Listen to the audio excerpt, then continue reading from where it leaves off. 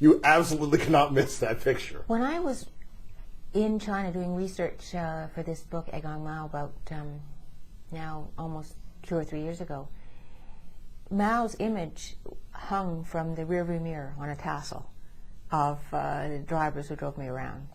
Mao is now captured in art, sculptures, paintings. If anything, people say he's enjoying a revival. You know, I brought home there are Andy Warhol prints of Mao around. So if anything, the iconic image has permeated the society even more, from the decoration on the china plate to, you know, the tassel on the rearview mirror. In Lu Decheng's time, the same poster hung on the wall of his father's flat in the bus station. The same poster would be hang on every wall of every school, of every workplace, of every government office. So the image of Mao, as with the cult of Mao, was everywhere. It was a song you sang as a child at nursery school. Folk songs were changed with the name of added with the name of Chairman Mao.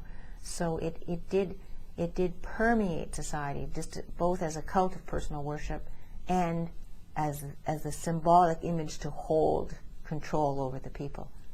And so, not surprisingly, it was in the slogans that Lu Decheng and his 2 hometown buddies put up with rice paper paste. But just before their act, they put rice paper paste on both sides of the arch, put up 2 slogans to depict their act. And one of those slogans was, the cult of personal worship will now end. And the other was, 5,000 years of autocracy will end now. You couldn't even put it in Canadian context, but would it be like somebody spraying graffiti on Abraham Lincoln's memorial? Well, I think we can't conceive of it, because first, we don't have that iron grip of an iconic image. You know, in my childhood, I can think of the picture of the Queen that hung over the classroom, and that's gone. So first, we don't have that iconic image. Secondly, we don't have to resort to such almost what seems a reckless gesture, because look what price these 3 gentlemen paid: life imprisonment, 20 years, 16 years were their respective sentences. And then thirdly, we look at that and think, but these 3 men did this, and what did they achieve? So maybe we think, oh, from the West, we can't imagine the futility of such a gesture. When in fact, what the difference is in such a society, an authoritarian society, where you don't have any means of protest or expressing opposition because it's not tolerated, then all you are left with is nobility of having acted. These 3 men did this as an act of defiance. Our Western eyes look at it as just vandalism, because we have other means, effectively, of protest, recourse. I have to say, these are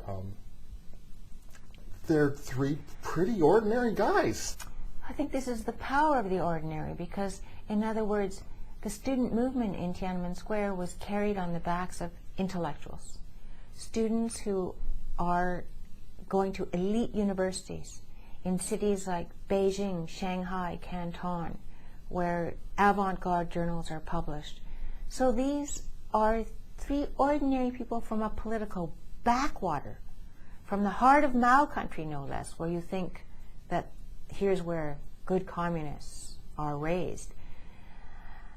One is a teacher. One is the arts editor for the local daily newspaper, and then, of course, Lu Decheng is the bus mechanic. So you're right. They seem the most unlikely people to even travel to the capital, which is 1,500 kilometers away, and most people don't expect to see the capital in their lifetimes. But what drives them to Beijing is both the hope and optimism that China was on the brink of change, and that the leaders maybe were going to make that nod towards political reform and greater freedom. But also, you have vested in someone like the bus mechanic Lu Decheng, carrying not only the indignities that he'd been living through in his own daily life, but from stories from his grandmother, from watching his mother in the market. In other words, the day-to-day indignities of living under that society that just drove him to the frustration point.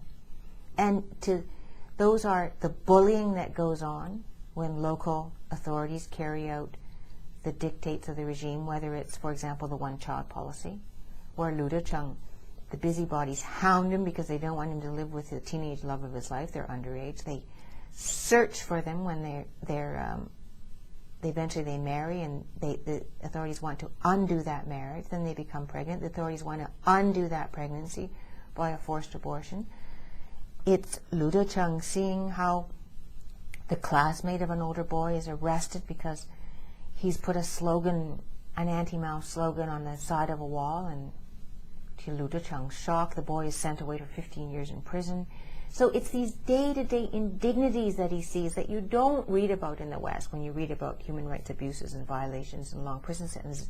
But it's this sense that if he doesn't stand up for decency and goodness, and even something so basic as the right to love, have a mate, have his child, then all those basic values of what holds society together, all those basic values will just lose their currency.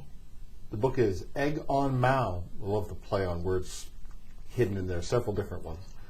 The story of an ordinary man who defaced an icon and unmasked dictatorship. I've been speaking with the author, Denise Chong, and Egg on Mao is published by Random House of Canada.